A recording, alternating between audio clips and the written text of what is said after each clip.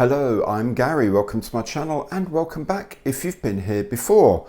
Now today is build day for our kit of the week, and that kit is of course the Hawker Hunter F.6 in 1/48 scale from Airfix. Now if you enjoy the video, and I really hope you do, then please do remember to subscribe to the channel. The link to do that is that tiny logo down there in the bottom right. Just click on that.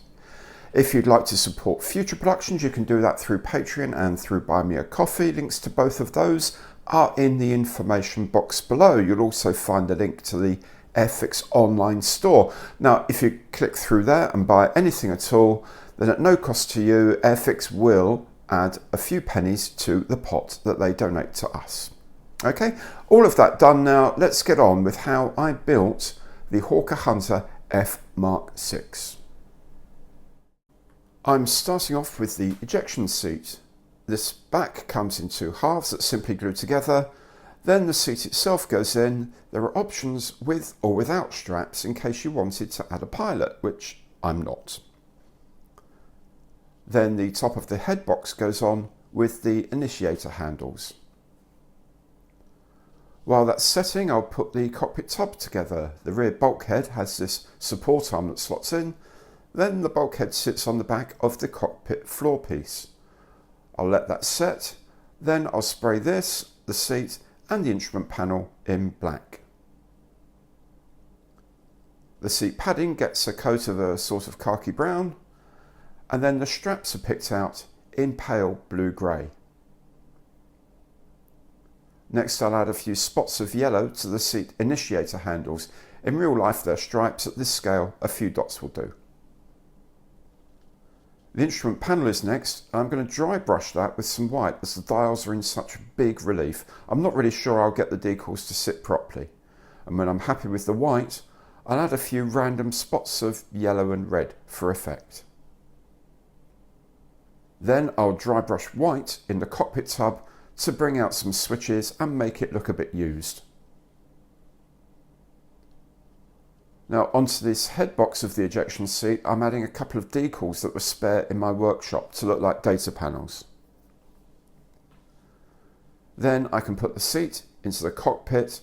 Note I've added some aluminium spots onto the sides and onto the buckles. Next, the control column goes in, followed by the hood jettison handle. These will both be painted black.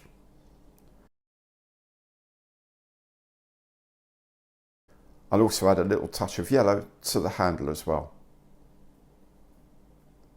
Then the instrument panel can slot into place, and the gun sight goes on top. This will be painted black too.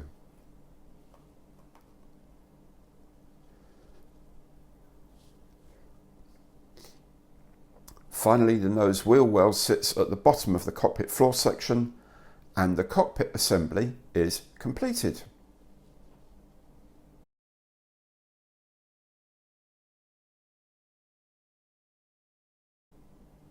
On then to the fuselage. I've sprayed the inside black, and I need to drill out holes for the link collector fairings later. 2 holes on each side with a 1mm drill bit. In the tail is the housing for the air brake ram that needs to go in now, and these vent pipes need to go into each side of the fuselage. Then the cockpit assembly can go into the fuselage side. I must say the location is very precise and very firm, so it really shouldn't pose any problems. The front bulkhead and roof of the wheel well go together like this.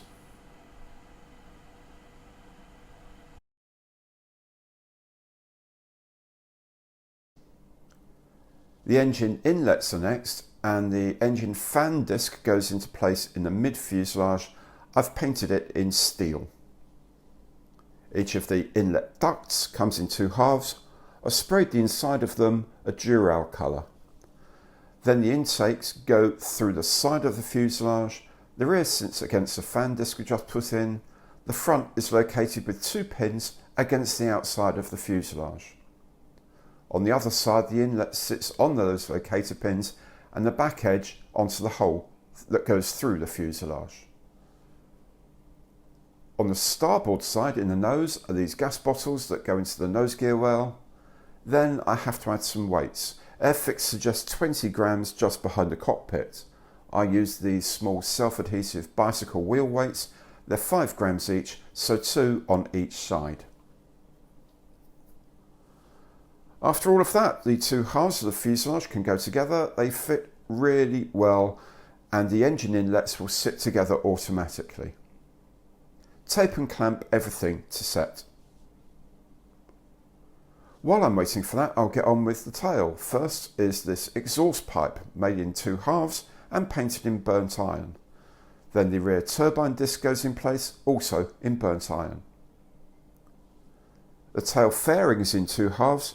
These just glue together over the exhaust pipe. If you use the alternative fairing supplied, you'll have a Hunter F.6A with the tail parachute fairing. I'm just saying. Anyway, this simply attaches to the tail of the fuselage.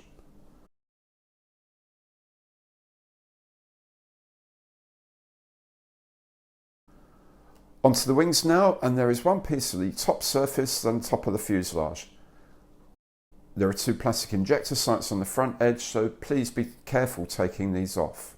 When it's all sanded down, you can slot this into place on top of the fuselage. Again, the fit is really quite good. While that's setting, I'll add the nose cone too. There's a lower skin piece for each wing half. If you're doing retracted undercarriage, there are these blanking pieces provided. Of course I'm not, so I've sprayed the roof of the wheel well and I'm building the walls. These fit very snugly into place. Then these lower skins can go on. There are 2 locator tabs at the root end that slot into the fuselage, so dry fit this before applying glue. They need to be pushed quite firmly into place. The rest of the wing is set with pins as usual. While the wings are setting, I'll add the rudder to the fin and I'll add the 2 tail planes. Note the elevators are not in separate pieces. Back to the wings now, and there are these 2 small fillets to add on the lower surface between the ailerons and the flaps, and then the ailerons themselves can sit in place. I'll also add the pitot tube to the starboard wingtip. On the fuselage, and remember those holes we drilled? These are for these ammo link collectors, also known as Sabrinas or Sabrina cans. I'd Google it. Anyway, they have a tiny notch for the forward gun vent tube, which is a lovely touch of accuracy.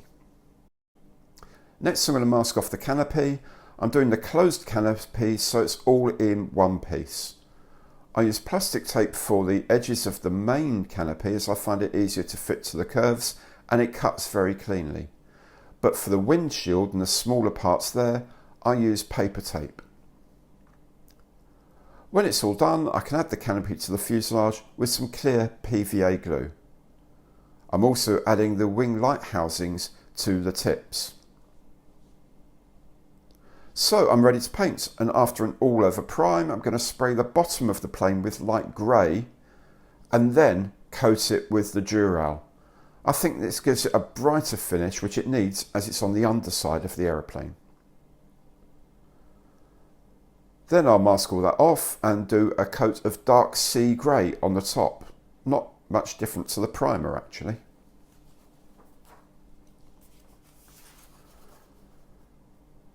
With that dry, the next job is to create the camouflage mask. I use plain masking tape cut with crinkly edges to build this up.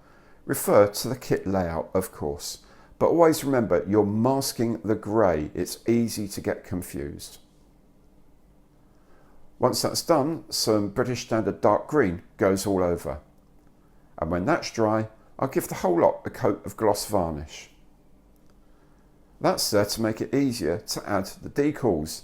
These are simple water slide decals as usual, but they are slightly on the thick side, so you may need plenty of setting solution if you want them to fit the panel lines. If you're doing all the stencils, this will be a long job. Set a good day aside for it.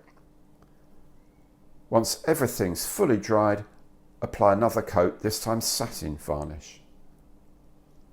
The undercarriage is next. The main leg sits into the outer end of the gear bay like this. Then there's an actuator arm that connects to the spar and to the back of the leg. It is a little fiddly. But once that's in place, there's a small plate that has to go in too. If you put it in first, the actuator won't go in. Leave all that to set. The nose gear leg comes in halves. Put the wheel in first, then join the halves together and tape or clamp to set.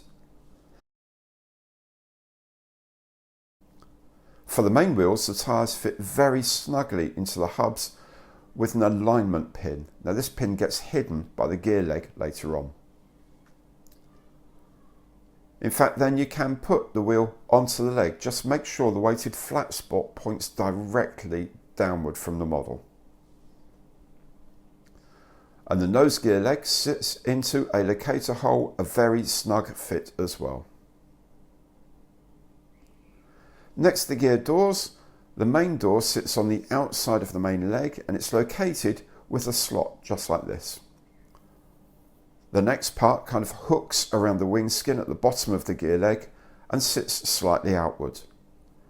Then the last outer panel sits at the bottom near the leg like this. Note how many of these door panels have bits of serial number decals on them. They all come pre-cut. Then the inner doors fit into the slots inside the inner edge of the wheel well. Next I'll add the flaps. These sit up at about 80 degrees from the wings for fully deployed. Then the air brake ram goes into place and the air brake sits against it.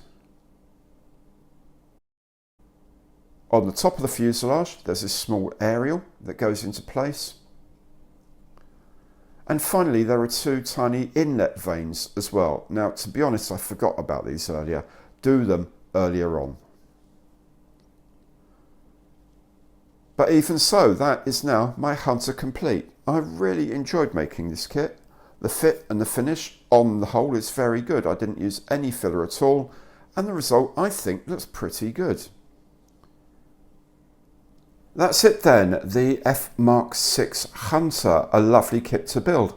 If I built another one, and I might actually do that, then it would probably be an F6A with the parachute cone at the tail and in all over camouflage, as I remember from RAF Brody at Tactical Weapons Unit in the late 70s. So that's it for today.